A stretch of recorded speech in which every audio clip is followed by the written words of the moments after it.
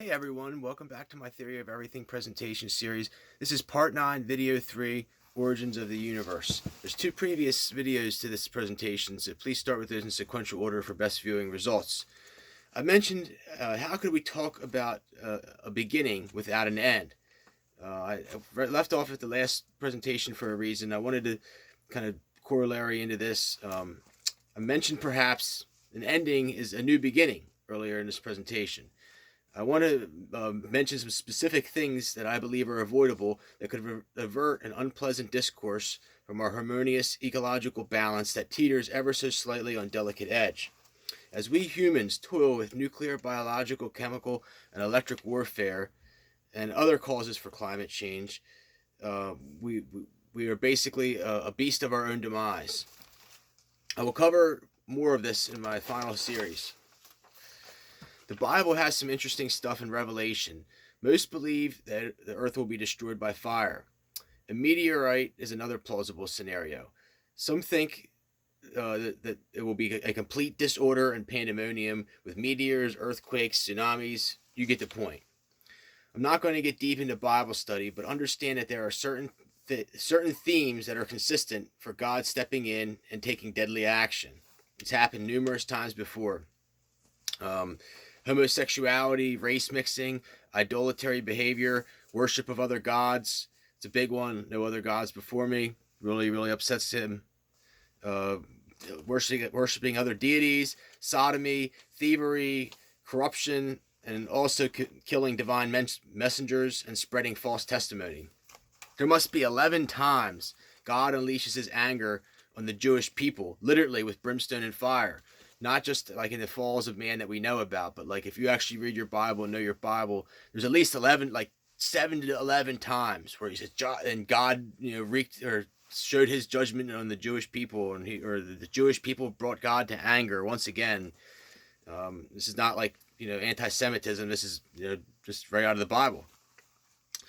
They have a perpetual history of upsetting him. When the second coming of Christ happens, will the Jews acknowledge his presence, or will they try to kill him once again? If they do acknowledge him, they will basically have to admit that they were wrong the first time. Good luck with this. I almost believe that the presence of Hitler was not as bad as most people think. There's a lot of philosophy, like I really believe, I'm not saying that what he did with the Jewish people was good, but I really believe that the world possibly would have been a better place than it is today. I presume that, like I said, he was not all bad. Per the Matrix, and if you understand how the Matrix works, I almost believe that it was like they allowed him to lose so that the Jews, the Zionists, would rise up again, and that people would see that once again the Jews are the cause for almost all the problems, pestilence, turmoil, fake wars, destroying our earth, and you can basically trace a lot of the problems back to them, the greed and corruption that we have in this earth. Our God is a forgiving God, but at some point he's going to say enough. Especially, they killed Jesus the first time, and what happens when the second time comes? They have this perpetual love and lust of money and power, and they like to control people. And there's people that believe that in time a Fourth Reich will commence. Will humanity right its wrongs? The Jewish people, the Zionists, basically print the money and the lies. They manipulate currencies through currency wars all around the world. The Zionists control the Federal Reserve. Very, very evil. How they use our taxpayer dollars at their discretion. They give all these other countries money, and these countries, are not our friends in the end. Know that the Jews are greatly divided among themselves. There's good Jews and there's bad Jews, just like any race, creed, color, religion. All Jews are not the same. Please understand this. There's a lot of really, really good Jewish people, and from what I can tell you, the Jewish people that live in Jerusalem, that wear black, like the Hasidic Jews, actually like the Shia Muslims of Iran. They know that they're the good ones, and they know that the Saudi Sunni Muslims are the ones that are embedded with the oil money and the war machine, and basically set genocide against their own people. It's really, really bizarre. The evil Zionists, like I said, they print the money and the lies, and create the fake wars, and companies like Vanguard Corporation with $6.2 trillion assets under management and Lockheed Martin are like two prime examples. These companies are probably like deeply embedded together. Like they're like evil of the world. I told you before about like the corollary between Lockheed Martin and Terminator 2 and like this alien technology that I really believe like the aliens allowed us to have so that like we would use it to manifest, to basically think that we're God, and that like it could all be hacked by like the Chinese and the Russians that are probably like helped by the aliens, and that like it would also lead to like a downfall of our race. If you look at like all the kids with the video games and the cell phones and the, you know, zombie state that we have, it's like it was done on purpose, in my opinion. So, like I said, I believe these companies are the cancer of the earth. That, you know, look at the $1 trillion F-35 fighter jet project. They could have gave every single homeless person in this country $100,000. You know, I'm not in favor of handouts. I don't take any handouts. You know, I live a very austere life, and I'm happy, you know, with my simple life. But these fighter jets were made with Chinese circuitry. The Chinese, like I said, I've talked to people in the Air Force, definitely have back doors in them. I don't have it out for the Chinese. I'm just stating simple fact here.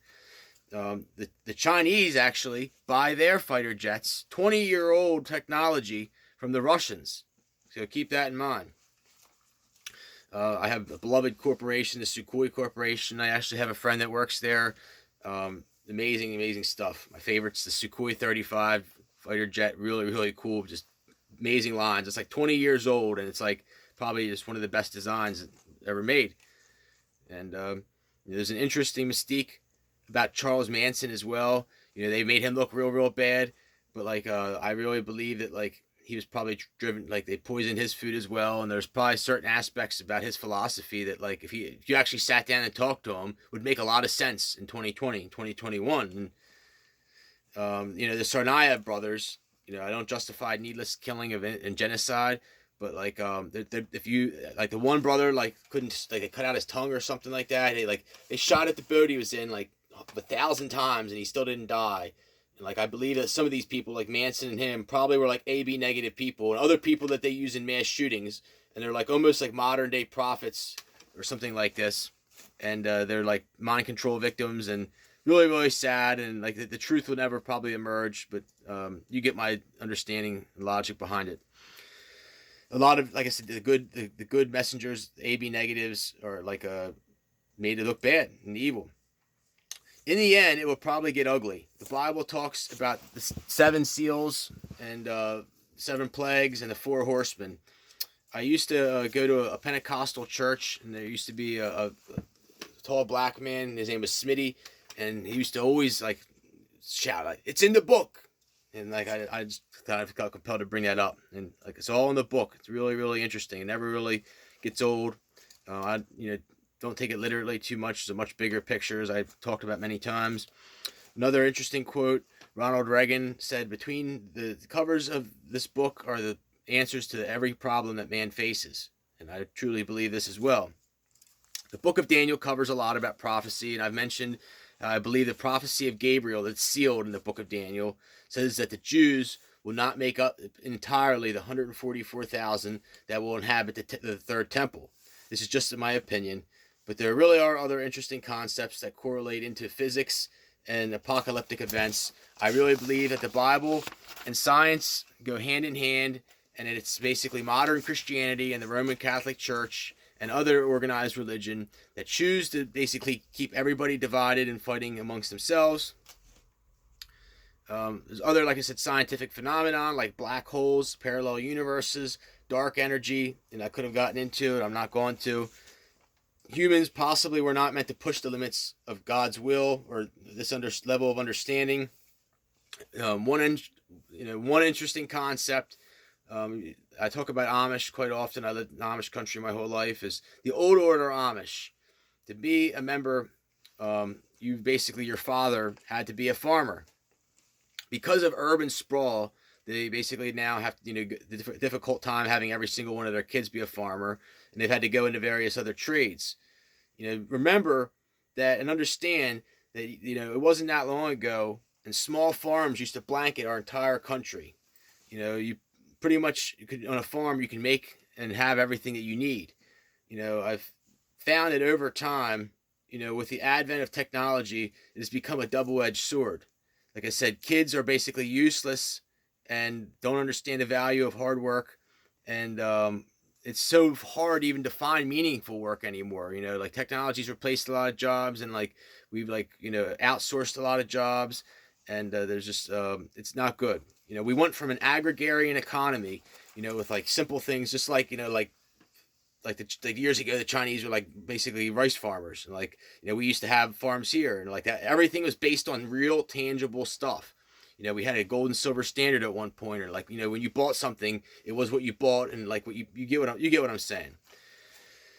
Now everything is, more complicated and an unnecessarily way of life that demeans the human experience and replaces reality with simulation. Personally, I would love to see things regress to a much simpler time for everyone. There is a major issue with property ownership and greed that is manifested and lies through various generations. The silver spoons basically are the cancer of the earth. Bill Gates talked about this. Warren Buffett's talked about this. Not just, the billionaires' kids, but even like kids that have millions of dollars. And you understand that, the U.S. has just printed money into oblivion. And I mean, we're trillions of dollars into debt, and like the money has absolutely no worth or no value. Cost money or like 10 cents to print every dollar, at least 10 to 14 cents. The average man and woman is a slave to their debt holders and taxed at over 50%, which really classifies communism. This funds BS like NASA and other bogus projects that I've covered in the past. They want to destroy our genetic identity. Everything's become about numbers as well. People are numbers, not a name. And like I said, they want to take like our existence, our genetic, like our heritage away from us. And it's not good. And, all of this every year, like this numbers game, comes down to we have to build more houses. We have to sell more cars. We have to sell more cell phones. This is just to perpetuate the consumerism trap and lies. This is all at the cost of our planet.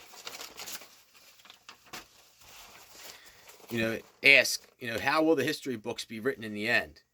Like, will this little hiccup that we call America, be good? I anticipate not. I mean, if you really like look at the history, I mean, it was like pretty much all beautiful up until slavery, and after slavery, it went downhill from there.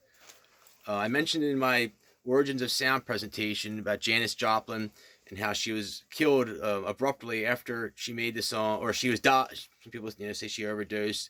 I believe that she was possibly killed, but like she made the song Mercedes Benz, and like a week or two later she died.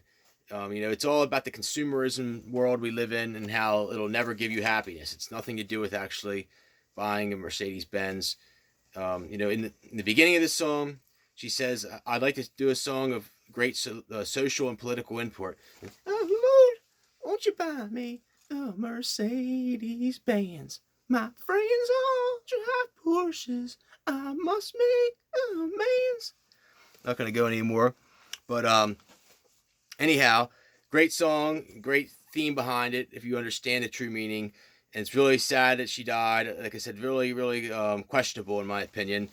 Little side story I felt compelled to throw in. If you ever see her, you often see her pictured with a fur coat and a fur hat like this, like a Russian style hat. The story behind it is she like always was on the cover of like everything drinking Southern SoCo, Southern Comfort, which I personally don't like. Even in my drinking days, I don't drink alcohol at all or do anything. But she was actually not given any money for like basically for drinking it on on stage or whatever. And they said like basically gave her the fur coat and the fur hat. Kind of a cool little Janis Joplin story there for you. But like I said, the whole theme of it is that the consumerism world will never never give you happiness. It's a trap. I told you, I don't know if you remember in past presentations I've talked about. I was fortunate enough to talk to Dr. Bruce Grayson from the International Association of Near-Death Studies, and his lasting words to me is that you are blessed to see the materialistic trap that exists, and that always stuck with me. I always have turned into a Buddhist. It's weird. A lot of the people that come back in these, like, from the near-death experiences, like the Buddhist reincarnate type thing is like a really common theme. Like, it was just despising materialism.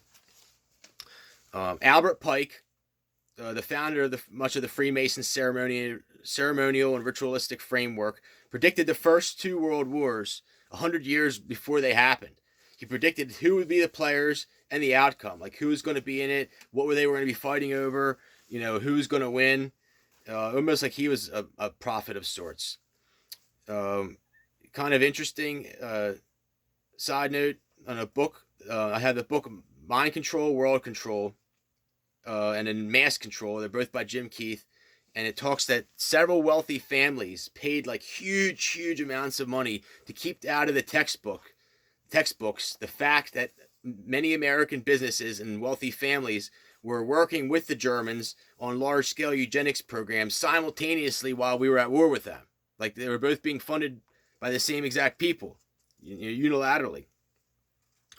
We're on like this suicidal game of chicken with these nihilistic people. It's really scary in the end, in my opinion. It's like they want to bring about the end of the world, right? They feel like that's their mission. So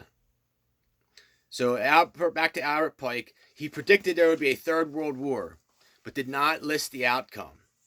He said it would be Christianity against Islam against Judaism, and his like famous words were "unleash the nihilists." I believe that this is deeper into, like, it's going to go deeper into like an alien agenda of like the tall whites versus the grays. I've talked before about Edward Snowden, how like he revealed much of this, but like basically the U.S. is controlled by tall whites, and like I guess you could say China and other countries are like the grays. I'm not going to get into that, but like it really is like an alien agenda of sorts. It's like Star Wars. Really bizarre.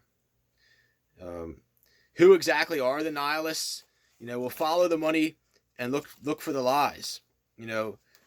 America, look at all the, like I said, the money that we've just printed into oblivion, and like the idolatry nature behind it, and who has all the gold bathtubs, in the basements of the Vatican, and all this other stuff that think about what they could have done, to countries like Africa, and like why countries like Africa, never get up off the ground, and like they don't even have like mosques to go to or whatever. It's like it's like somebody basically took a box of AK-47s, put it in the middle of two countries, gave one country hamburger and the other country steak, and said, "Have at it." Like, that's basically what they did in Africa. And like, I'm not going to point fingers, but even like I said, countries like Germany, I believe Germany is possibly one of the biggest nihilistic countries there are. France, I believe they're like a little bit deeper. I'm not going to get into that whole aspect of it. There's many aspects of this nihilism that exist. A lot of people make the Chinese look nihilistic, but I don't necessarily think that they are. I think you could probably turn them into Christians sooner than you could the Germans and other countries that are like just so deeply embedded in their greed. And then like with the Muslims, like I said, like you had now like a big thing with the Muslims is this modern Muslim. Like they're allowed to eat pork. They don't pray namaz. And what the hell is modern Muslim? I mean, come on. Either you're a Muslim or you're not. And like like I said, Italy as well. I believe there's a lot of people deep rooted in faith in Italy, but like look at just all like the Fendi, the Gucci, the Prada, the Lamborghini. You know what I mean? Like, is it really necessary? Is what I mean? Is that like helping our world at all? We don't even need to be burning oil and gas. You need to make a Lamborghini that has 700,000 parts. Unnecessarily. They know that when the truth emerges and the dust settles, their kids are going to look like lying thieves that they are. They are sick beings, and and it's like, who's going to run the ship into the ground first? Before like deviating the set course for disaster. Any true leadership that rises against these people gets smothered. Anybody that any revolutionaries, they either kill you, suppress you, cut off your money, or like there's many other, infiltrate your family. Believe me, they have their ways of getting you. And like Illuminati special, I've said before, is like they'll let you like build you up, and then they'll cut you down, so like the bigger you are, the harder you fall.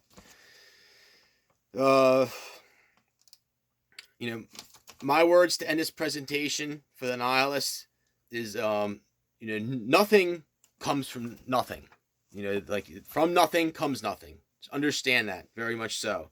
This is not the last presentation. Like I said, I have at least 2, 3, maybe 4 more that I intend to do. In time, I'd like to maybe do some more of a bibliography. Like a lot of this stuff that I've gotten just from like simple sites like Wikipedia. There's Life Persona. I got some of this stuff from Christian Huygens on earlier. And others who are nice enough to put their info and pictures out there. If anybody has an issue is accusing me of stealing images or like stealing information, contact me directly and we'll discuss it. I appreciate your time. I hope that you're enjoying this series. I put a lot of work and effort and many years of various just intuition into it. I look forward to seeing you in the next segment of this, The Theory of Everything. Take care, folks.